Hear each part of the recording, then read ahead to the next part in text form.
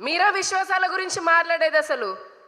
నా వైసీపీ అది కట్టింది, నా వైసీపీ ఇది కట్టింది, నేను ఇక్కడ టీటీడీ గుడి కట్టాను, నేను అక్కడ గుడి కట్టాను, గుడిలో గంట పెట్టాను.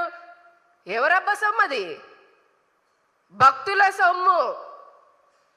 మీ 5 ఏళ్ల పాలనలో దేవాదాయ భూములని ఎన్ని వేల ఎకరాలని మీరు దోచుకున్నారో మాట్లాడే ధైర్యం మీకుందా? అసలు స్టాన్స్ క్రిస్టియన్స్ లాగా ఉన్నటువంటి వాళ్ళని అసిస్టెంట్ కమిషనర్ లాగా, అలానే డిస్ట్రిక్ట్ కమిషనర్ లాగా వేసింది నిజం కాదా? ఎండోమెంట్ డిపార్ట్మెంట్కి ఉచిత దర్శనాలు క్యాన్సిల్ చేయలేదా మీరు? అకామిడేషన్ రేట్లు పెంచలేదా? ఉచిత ప్రసాదాలు ఆపలేదా? ప్రసాదాల నాణ్యత తగ్గలేదా? క్యూలలో ఉన్నటువంటి వారికి మంచినీళ్ళు ఇచ్చిన పాపాన పోలేదు కదా. ఇప్పుడు వచ్చి సంతకం పెట్టమనంటే మళ్ళీ నేను మానవతావాదిని, మానవత్వం నా వాదం. ఏం మానవత్వం అయ్యా నీది? ఇదేనా మా హిందూ సనాతన ధర్మ సాంప్రదాయాలని తుంగలో తొక్కడమేనా నీది ఉన్నటువంటి లౌకికవాదం? సనాతన ధర్మానికి సంబంధించి మీకు చేతనైతే గౌరవించండి, ఆచరించడం మీకు చేత. ఎందుకంటే మీరు వేరే మతాన్ని ఆచరిస్తున్నారు కాబట్టి, అది మీరే చెప్పుకున్నారు కాబట్టి.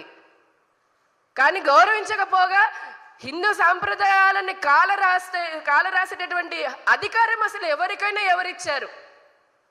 దానికి మళ్ళీ సెక్యులరిజం అని పేరు పెడుతున్నారా? సెక్యులరిజం పేరుతో హిందూ దేవాలయాలను అపవిత్రం చేస్తాము, హిందూ ధర్మాలను నాశనం చేస్తాను, సనాతన ధర్మాన్ని నాశనం చేస్తామనంటే హిందువులు ఊరుకునేది లేదు. ఈసారి వచ్చి వెంటబడి కొడతారు ఎవరినైనా సరే, గుర్తుపెట్టుకోండి. అది ప్రతి వాడికి సెక్యులరిజము, మానవతావాదం, లౌకికవాదం. మీ మానవతావాదం గురించి మాట్లాడాలంటే దళితుడు అని కూడా అన్నారు కదా నిన్న. మరి ఏం మొహం పెట్టుకొని ఒక దళిత డ్రైవర్ని చంపిన అనంతబాబుని పక్కనే పెట్టుకున్నారు ప్రెస్ మీట్లో. ఇదేనా మీరు దళితులకు ఇచ్చేటటువంటిది? ఇదేనా మీకున్న మానవత్వం? ఒక దళితుడు అనేటువంటి డాక్టర్ సుధాకర్ ఆయన మరణానికి కారణమైనప్పుడు మీ మానవత్వం ఇదేనా? అంతెందుకు సొంత బాబాయి మరణించినప్పుడు ఆ సంగతి అందరికీ తెలుసు, రావడానికి వెళ్ళి చూడడానికి కూడా టైం లేనటువంటి ఇదే జగన్మోహన్ రెడ్డి గారి మానవత్వము. పాపం ఆయన అక్రమాల్లో అవినీతి చేసి జైలుకి వెళ్ళిన రాత్రి వచ్చి మళ్ళీ పలకరించిపోతాడు. ఇదేమే మానవత్వం? నీ ఇంటి పక్కన ఆడపిల్లలకు అత్యాచారం చేశారు, వేలాది మంది మహిళలు, అమ్మాయిలు మిస్ అయిపోయారు. అప్పుడు నీకు అనిపించలేదా మానవత్వం? ఎంతో మంది ప్రశ్నించిన వారిపైన కేసులు పెట్టి అన్యాయంగా వారందరినీ జైల్లో పంపించినప్పుడు నీకు లేదా మానవత్వం? ఆడబిడ్డలని ఆశ అంగన్వాడీ వర్కర్లని, అమరావతి మహిళా రైతులను బూటకాలతో దండించారు. ఆఖరికి నాతో సహా హిందుత్వం కోసం ప్రశ్నిస్తున్న నా మెడలో ఉన్న అమ్మవారి పైన మీ పోలీసు ఎస్ఐ బూటకాలతో నా మెడ పైన పెట్టినప్పుడు మరి ఏమైంది మానవత్వం? ఒక మహిళలాగా మమ్మల్ని ఈడ్చుకుని బట్టలు చింపినప్పుడు ఏమైందని ప్రశ్నిస్తున్నాం. నీ పాలన అంత దరిద్రంగా ఉంది కాబట్టి ఈ రోజున ఈ గతిగా పట్టింది మీ వైసీపీకి. ఇప్పటికైనా బుద్ధి తెచ్చుకోకుండా మళ్ళీ ఎదురుదాడేంటి? ఇష్టారాజ్యం వచ్చినట్టు మాట్లాడడం, అహంకారంతో మాట్లాడము. ఏది చెప్పినా నడిచిపోతుంది, ఏది చేసినా నడిచిపోతుంది అని చెప్పని ఇంకెంతకాలం? మీ రాక్షస పాలనను చూడలేకనే కదా ప్రజలు ప్రభుత్వాన్ని మార్చింది.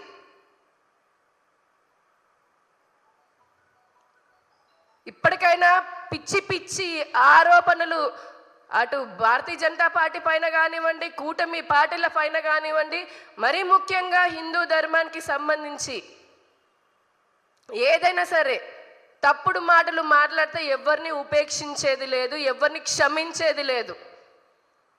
మీకు దమ్ముంటే హిందూ దేవాలయాలు అసలు 5 ఏళ్లలో మీరు చేసి ఉండాల్సింది. నిజంగానే మీకు అంత విశ్వాసమే లేదు, మీ నుంచి అనుకోవడమే మాది వృధా. ఎన్ని అక్రమంగా దేవాలయాల చుట్టూ చర్చిలు వెలిసాయి. సెక్యులరిజం అంటున్నారు. వాటికన్ సిటీలో వేరే మతం వాళ్ళది ఉంటుందా? వేరే ప్రార్థన మందిరం ఉంటుందా? మక్కాలా ఉంటుందా? కానీ ఇదే తిరుమల, ఇదే శ్రీశైలం, అన్నవరం తీసుకోండి, అంతెందుకు బెజవాడ కనకదుర్గమ్మని తీసుకోండి, చుట్టుపక్కల ఎన్ని ఇతర ప్రార్థనా మందిరాలు వెలిసాయి 5 ఏళ్లలో? తీయండి లెక్కలు. చేతనైతే దమ్ముంటే లెక్కలు తీసుకొని వచ్చి శ్వేతపత్రం విడుదల చేయండి. మీరు కూడా ఇన్ని పాపాలు చేస్తూ ఈ రోజున మీకు మాట్లాడే నైతిక హక్కు కోల్పోయారు. ఏం మొహం పెట్టుకుని మళ్ళీ మాట్లాడుతున్నారో మీకైనా అర్థం కావాలి. ఇప్పటికీ ధర్మాన్ని భ్రష్టు పట్టించింది చాలు. ఇంకా కూడా ఇలానే బుద్ధి తెచ్చుకోకుండా చేస్తామంటే మటుకు ఏ విధంగా బుద్ధి చెప్పాలో ఆ విధంగా బుద్ధి చెప్పడానికి కూడా హిందువులందరూ కూడా సిద్ధంగా ఉన్నారనేది మరీ హెచ్చరిస్తున్నాం వైసీపీ నాయకులకి. బీజేపీ నాయకులను అనడానికి మీకు ఏమాత్రం అధికారం లేదు. ఒళ్ళు దగ్గర పెట్టుకొని ఈసారి నుంచి స్పృహలో ఉండి మాట్లాడాల్సిందిగా హెచ్చరిస్తున్నాం వైసీపీ నాయకులని.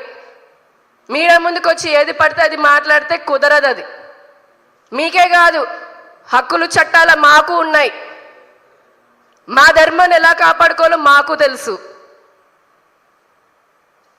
దళితులకి టీటీడీ బోర్డు మెంబర్ లాగా చెయ్యాలని చెప్పని పోరాటం చేసింది భారతీయ జనతా పార్టీ.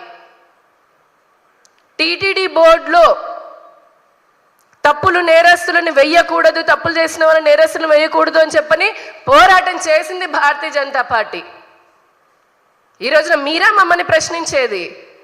నేను ఛాలెంజ్ చేస్తున్నాను జగన్మోహన్ రెడ్డి గారు, ధర్మం గురించి రండి, నాలాంటి సామాన్య కార్యకర్తతోటి మీకు తెలుసో ఎంత తెలుసు నాకు తెలుసో మాట్లాడదాం. ఏ విధంగా మీరు ధర్మాన్ని అపవిత్రం చేస్తూ అపహాస్యం చేస్తూ ఇదే లౌకికవాదం అంటున్నారు? రండి, డిబేట్ పెట్టుకుందాం.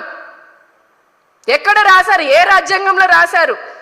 సెక్యులరిజం పేరుతో హిందూ సనాతన ధర్మాన్ని నాశనం చేయండి, ఇష్టం వచ్చినట్టుగా మాట్లాడండి, కుట్రలు చెయ్యండి, కులాల మధ్య చిచ్చులు పెట్టండి, శాంతి భద్రతలకి విఘాతం చేయండి అని ఎక్కడ రాశారండి? టీటీడీ మాత్రమే కాదు, రాష్ట్రంలో ఉన్న దేవాలయాల్లో కూడా ఇప్పుడిప్పుడే మంచి నాణ్యమైనటువంటి ప్రసాదాలు, భక్తులకి మెరుగైనటువంటి వసతులు కూడా కల్పించడం జరుగుతోంది. భక్తుల మనోభావాలకి మా ప్రభుత్వం, మా కూటమి ప్రభుత్వం ఎప్పుడు కూడా మనోభావాలను గౌరవిస్తుంది. సనాతన ధర్మాన్ని పరిరక్షించడం కోసం భారతీయ జనతా పార్టీ కూడా ప్రభుత్వాన్ని, రాష్ట్ర ప్రభుత్వానికి ఎన్నో తగిన సూచనలు చేస్తూనే ఉంది. తొందరలోనే ఈ 5 సంవత్సరాల్లో పట్టినటువంటి పీడ, అసలు ఈ రాష్ట్రంలో హిందూ ధర్మానికి పట్టిన పీడ చెద ఏదైనా ఉంటుంది జగన్మోహన్ రెడ్డి గారు. ఈ చెదని శాశ్వతంగా వదిలించుకోవడం కోసం అని చెప్పి ప్రజలే వదిలించుకున్నారు. కానీ ఇంకా మిగిలిపోయిన ఈ జాడ్యాన్ని ఏదైతే ఉందో ఆ ధర్మానికి పట్టినటువంటి జాడ్యాన్ని పోగొట్టడానికి మేము శతవిధాలుగా కూడా కృషి చేస్తామని తెలియజేసుకుంటూ ధన్యవాదాలు. టీటీడీ మాత్రమే కాదు, రాష్ట్రంలో ఉన్న దేవాలయాల్లో కూడా ఇప్పుడిప్పుడే మంచి నాణ్యమైనటువంటి ప్రసాదాలు, భక్తులకి మెరుగైనటువంటి వసతులు కూడా కల్పించడం జరుగుతోంది.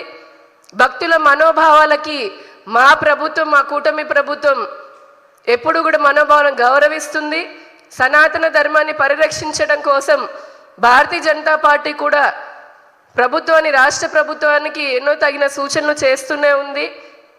తొందరలోనే ఈ 5 సంవత్సరాల్లో పట్టినటువంటి పీడ, అసలు ఈ రాష్ట్రంలో హిందూ ధర్మానికి పట్టిన పీడ చెద ఏదైనా ఉంటుంది జగన్మోహన్ రెడ్డి గారు. ఈ చెదని శాశ్వతంగా వదిలించుకోవడం కోసం అని చెప్పి ప్రజలే వదిలించుకున్నారు.